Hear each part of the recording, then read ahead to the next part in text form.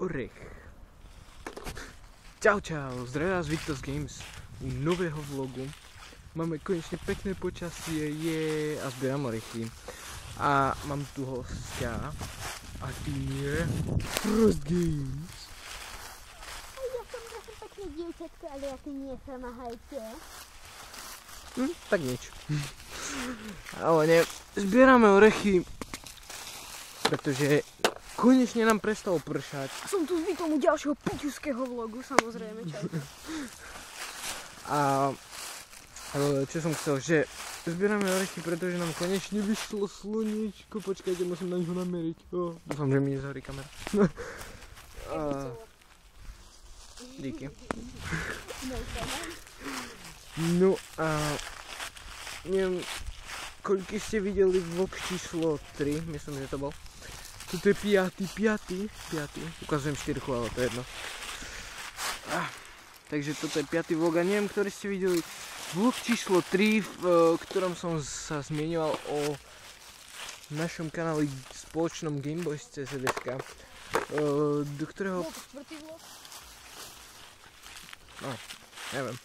V ktorom som sa zmieňoval, že už máme všetkých členov, ale nie je to isté. Takže pod vlog číslo 2, ako som už hovoril, môžete písať komenty. Môžete písať komenty, že proste chcete sa pridať. Ale zatiaľ som tam nevidel ešte ani jeden koment. Aspoň si myslím, že to...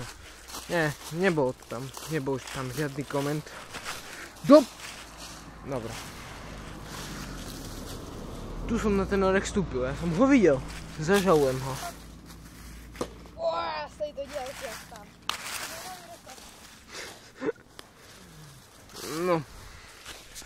Hovoril som si, že pred 4 dňami som uploadol vlog číslo 3, pretože vlog číslo 4, ktorý by ste chceli vidieť, sa mi neočakávane uploadol na kanál Victus Games.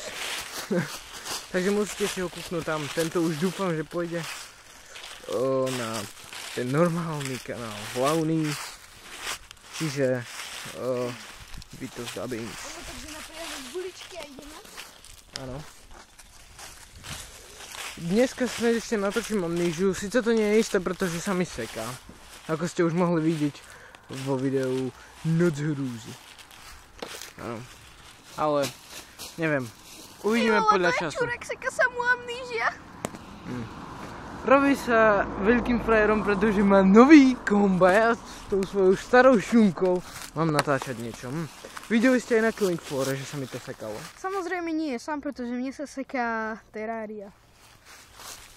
Ja Terrariu nehrám, pretože nejak ma to neberie. Možno keď ma tí dvaja tupci presvedčia, tak možno budem, ale nie je to isté. Čo za tupcov? Ale nič. Daj mi orech. Ja mám. Ne!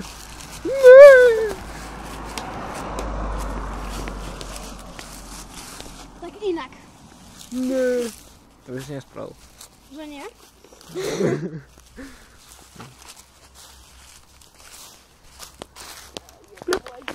Jo! Ne, nemôžem mať žiadny orech, vidíte. Kopali ste.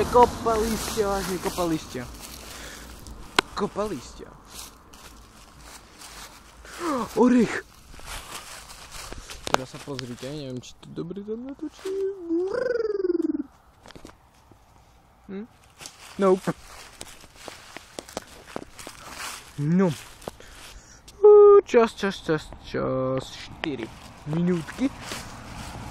Tento random shit vlog bude úplne ohovne, pretože